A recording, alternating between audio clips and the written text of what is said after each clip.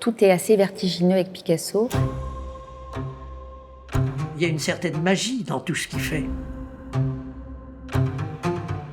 Picasso revisite constamment, en transgressant. Et ça, c'est le génie créatif de ne jamais faire la même chose. Il est passé de la période bleue à la période rose, à la période art africain, et ensuite sa propre période, si j'ose dire, déstructurer la nature. Picasso va commencer à se faire un nom.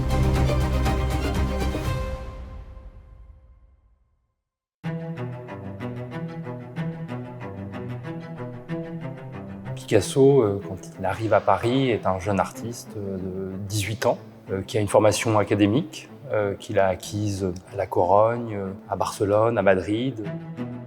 En 1900, date du premier séjour de Picasso dans la capitale française, il faut se souvenir que c'est la grande exposition universelle et Picasso y est invité à exposer une œuvre, une de ses premières œuvres. Et c'est donc comme un jeune artiste ambitieux que Picasso arrive à Paris autour de 1900. Je m'appelle Alain Pontécorvo, je suis peintre et je suis d'une jalousie pour Picasso. Je l'admire tellement que j'en suis malade. C'est hallucinant ce qu'il y a entre les dessins, et là c'est les portraits. Mais tu vois ce qu'il faisait dans son enfance. Il a fait ça à 13 ans. Et la tante Peppa aussi. C'est peint comme un Velázquez. Quand il arrive à Paris pour la première fois, disons que Picasso est un artiste entre le réalisme espagnol et une forme de symbolisme. Il va faire quelques premières expositions à Paris. On peut notamment penser à la galerie Ambroise Vollard en 1901, qui est l'une des grandes galeries de la place parisienne. Et là, il expose des petits formats réalisés très rapidement. Ce sont des tableaux très colorés, très vivants, très vifs.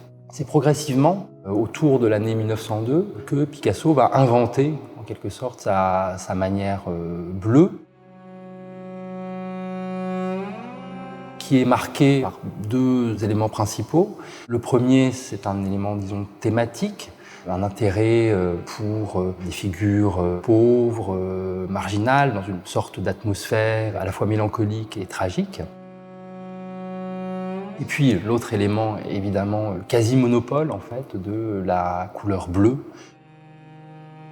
La Célestina, ça a été sa Joconde. Il y avait une expressivité et il y avait une émotion qu'il a fait passer avec du bleu de Prusse, tout simplement. Le bleu de Prusse, dont il se servait abondamment, était la couleur la moins chère. Et comme il n'avait pas le sou, eh ben, il s'est servi du bleu de Prusse, et puis alors quand même du noir et blanc, et puis quand même un ocre jaune, etc. Mais le bleu de Prusse avec le blanc réduisait sa palette à sa période bleue, surtout que les rouges, par exemple, sont des couleurs très chères.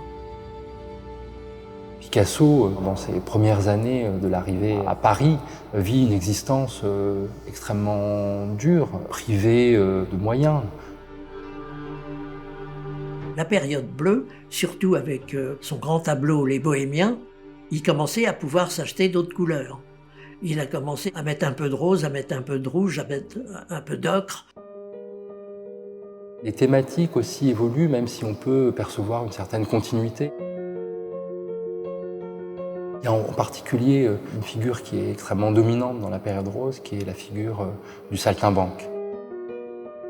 Il faut se souvenir que derrière le clown, il y a une part tragique, une part sombre. Et c'est cette part-là qui intéresse Picasso et qui le fait émerger. Il faut sans doute y voir aussi le double de Picasso. Il y a une forme d'autoportrait de l'artiste bohème, moderne, qui ne suit pas la voie royale des prix académiques et qui décide de rompre avec ce qui pourrait être une forme de facilité dans la carrière artistique.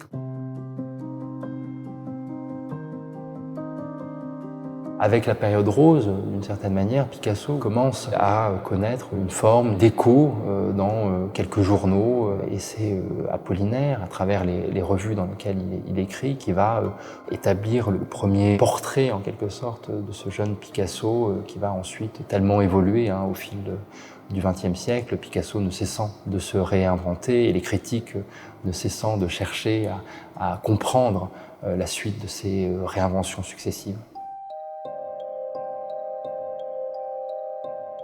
Madame, qu'est-ce que ça vous dit, une peinture comme celle-là? Ah ben, je la trouve bien drôle. Viveriez-vous avec ça chez vous? Non. Alors, est-ce que vous êtes familier avec ce genre de peinture? Ça, n'importe quel enfant d'âge moyen peut faire ça. Est-ce que vous pensez que ça pourrait être un enfant qui aurait fait ça? Non, un enfant ne peut pas faire ça. Ça, c'est un garçon d'un 17 à 18 ans. C'est là, un étudiant. Est-ce que vous aimez la peinture moderne de Oui, façon générale? oui, j'aime bien la peinture moderne, mais alors ça, ça Reconnaissez-vous me dit ce rien. qui c'est, ça? Picasso, non? Eh bien, c'est Picasso. Oh, il est assez vieux pour arrêter de peindre. Mais si j'avais fait la même peinture, est-ce qu'elle aurait la même valeur? Le public a besoin de représentation. Il a besoin de se retrouver en tant qu'être humain dans un autre être humain. Mais comme il déformait, il reformait à sa manière, là le public a commencé à réagir négativement. Je me souviens de ce type qui m'a dit un œil sur un sein et puis l'autre sur la fesse et puis les oreilles sur le nombril, moi ça me plaît pas. Voilà le genre de bêtises que j'entendais. S'il faut être artiste pour voir une femme aussi laide que ça, vaut mieux ne pas être artiste. D'ailleurs, à l'époque, tout le monde n'aimait que la période bleue et à peu près la période rose. Après, c'était fini. Ils rejetaient tout. Les gens aimaient beaucoup les impressionnistes. Seulement, personne ne savait que le mal qu'on a dit des impressionnistes, à l'époque des impressionnistes. 50 ans avant, les impressionnistes ont été vilipendés. De toute façon, le public a toujours 50 ans ou 60 ans de retard.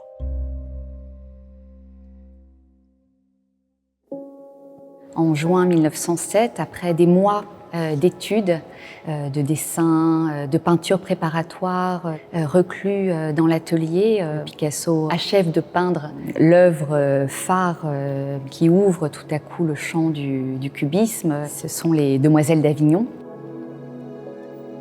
Les Demoiselles d'Avignon, ça a été son chef-d'œuvre dans sa période de l'art africain. Les Demoiselles d'Avignon furent véritablement le grand tableau de Picasso, c'est ainsi qu'il le nommait, qui est une œuvre de bascule qui va constituer un véritable choc dans les milieux artistiques que côtoie Picasso. Les gens n'étaient pas prêts à recevoir une telle gifle artistique. Les gens en étaient à... Il fallait que ça représente quelque chose.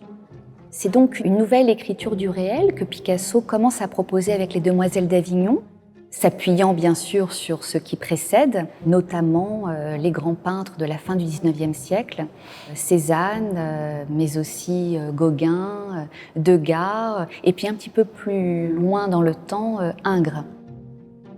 L'ensemble de ces sources vont constituer un exemple pour Picasso qui va commencer à se détacher de la représentation subjective pour aller vers une représentation beaucoup plus conceptuelle et beaucoup plus synthétique des sujets. La manière dont il forme et déforme une tête, qui a quelque chose de diabolique et à la fois extrêmement créatif. La personne est toujours ressemblante, même quelquefois quand elle est complètement abstraite. Le portrait de Jacqueline Roch, là, tu vois la différence? La richesse de composition, d'aller de l'un à l'autre, c'est ça qui m'intéresse chez lui. C'est tout ce qui touche, il en fait quelque chose à chaque fois différent, même si c'est le même personnage. Surtout si c'est le même personnage. Parce qu'il cherche plastiquement comment il va transformer la réalité tout en restituant la réalité. Ça, c'est fort. Le cubisme, pour autant, c'est un mouvement qui ne se construit pas seulement au travers de Picasso. Picasso va travailler de manière très rapprochée avec donc Georges Braque. C'est donc ensemble que Braque et Picasso vont fonder ce courant qui va véritablement faire école auprès des jeunes générations. Ça reste un mouvement qui est encore très confidentiel, peu connu du grand public, jusqu'à ses premières expositions dans les salons à partir de 1911 par d'autres artistes que Braque et Picasso. Donc Albert Glaise, Jean Metzinger, Robert Delaunay, Fernand Léger, Francis Picabia, etc. qui vont faire finalement du cubisme un courant international qui va se répandre et se diffuser en dehors de Paris et de la France. Braque et Picasso étant arrivés aux portes de l'abstraction et se refusant à tomber dans le champ de l'abstraction, puisque l'un et l'autre sont toujours restés très attachés au sujet, ils décident d'insérer le réel directement dans la peinture. C'est l'invention de l'assemblage, du collage, du papier collé. Le tableau-relief, c'est à la fois une peinture, c'est une sculpture. On est à cheval entre plusieurs mondes artistiques et cet acte est un acte révolutionnaire. Il faut dire qu'il peignait sur tous les supports. Dès qu'il voyait une assiette, un journal, il fallait qu'il prenne un instrument et qu'il marque son empreinte, qu'il laisse sa trace. Il enchaînait dessin sur toile, toile sur dessin, gravure, poterie. La guerre, bien entendu, marque une rupture. Braque, Apollinaire, Derain sont mobilisés. Picasso, en tant qu'Espagnol, reste à Paris, en France. Il se trouve dans une position d'isolement tout à fait nouvelle après cette période d'intense production encordée avec ses compagnons du cubisme. Et vont converger plusieurs explorations pour Picasso. Il va poursuivre l'exploration du cubisme, mais il va aussi revenir à une certaine forme de naturalisme, c'est-à-dire il revient au sujet. On parle du néoclassicisme de Picasso, qui lui a valu des critiques de la part d'artistes plus jeunes qui n'ont pas compris ce qu'ils ont considéré être comme un retour en arrière. Ce qui n'était évidemment pas cela avec Picasso. C'était une manière de réinterroger le réel tout en poursuivant cette exploration du cubisme en parallèle. C'est un type qui a constamment évolué. Moi, c'est ça qui me plaît. Il a fait toute l'histoire de l'art à lui seul. Picasso va ensuite constamment osciller entre plusieurs écritures, plusieurs recherches, sans jamais pouvoir être enfermé dans un mouvement. Si vous deviez choisir vous-même la toile qui devrait vous survivre, quelle serait cette toile, quelle serait cette période? Je ne sais pas, c'est difficile. C'est fait avec des intentions tellement du moment, de l'époque et de l'état dans lequel tout le monde et moi nous nous trouvons. Au moment de Guernica, j'ai fait Guernica, n'est-ce pas? C'était une grande catastrophe. Les grands moments qui vont marquer l'aura de Picasso, c'est bien sûr 1937, le pavillon espagnol, Guernica, qui va avoir donc un écho dans le monde entier, principalement positif évidemment, puisque message de paix, dénonciation de l'horreur de la guerre, de cette alliance entre le nazisme et le franquisme. Il a peint ça dans son atelier du quai des Grands Augustins. Alors c'est en plein cubisme. Tout est en noir et blanc, c'est gigantesque, ça fait 9 mètres de long sur 3 mètres de haut, je crois. On peut dire que, pour le public, c'est son œuvre majeure. Il va y avoir une cristallisation, d'un côté les grands défenseurs de Picasso, défenseurs de l'œuvre, défenseurs de son engagement, et de l'autre, des personnes qui ne se retrouvent pas justement derrière cette peinture trop moderne. À cette époque-là, d'ailleurs, on ne se souvient pas aujourd'hui à quel point Picasso était dénigré. Je devais avoir 16 ou 17 ans. Je disais un jour, Picasso aura un musée. Et mon père a répondu, maintenant tu fermes ta gueule, tu as assez dit de conneries. 200 tableaux, 150 sculptures, une centaine de céramiques, 3000 dessins et estampes. Un ensemble d'une qualité exceptionnelle. Pourtant, mon père aimait la peinture. Il aimait Cézanne par-dessus tout. Progressivement, dans les années 50, Picasso devient aussi, et ça c'est un élément extrêmement important, une personnalité médiatique. Et au même titre, disons que quelques grands acteurs américains, Picasso, avec la même intensité et à la même échelle, voit son image envahir en quelque sorte la culture populaire. Et c'est ce qui va ensuite suivre et poursuivre Picasso jusqu'à sa mort, avec une extrême visibilité, une extrême médiatisation.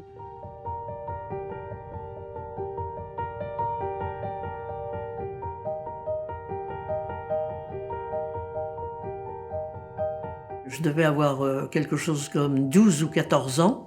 J'avais dit que j'aimais Picasso et je me suis presque fait casser la gueule à la récréation. Et par la suite, les élèves qui ne m'aimaient pas m'appelaient Pontecasso. Pour eux, c'était une injure. C'était en 48.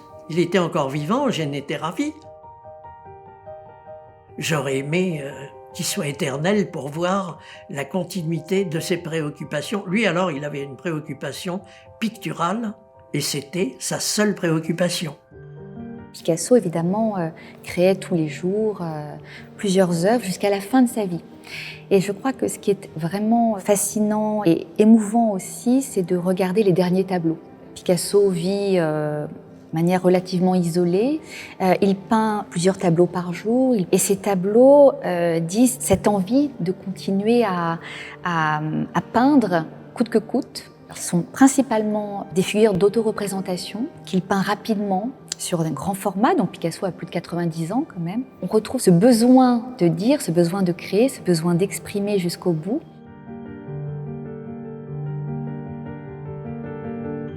Quand moi je peins, j'ai toute une intériorité qui se forme en moi-même. Je fais attention à ce que je fais attention à la touche, j'essaye de faire attention ce à quoi tout peintre doit faire attention avec le métier qu'il a acquis pendant des années. Et quand je vois une œuvre de Picasso, je me dis j'en suis à 1000 lieues, mais on a eu la même sensation, ne serait-ce que le bruit du pinceau sur la toile. On a à ce moment-là les mêmes pensées, le même besoin de faire, le même besoin d'accomplir ce qu'on a dans la tête et ce que la main va transmettre, de choisir la bonne couleur. Moi, je deviens en miniature, je deviens un peu Picasso moi-même. Picasso décède en 1973, il y a cette période un peu de flottement.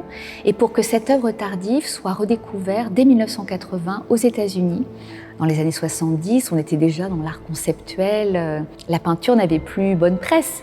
Mais tout à coup, de découvrir ces peintures tardives, peintes avec tant de fougue, d'énergie, de force, de puissance, a véritablement replacé Picasso, s'il était toutefois déjà descendu, comme un des artistes les plus influents de son temps et du XXe siècle.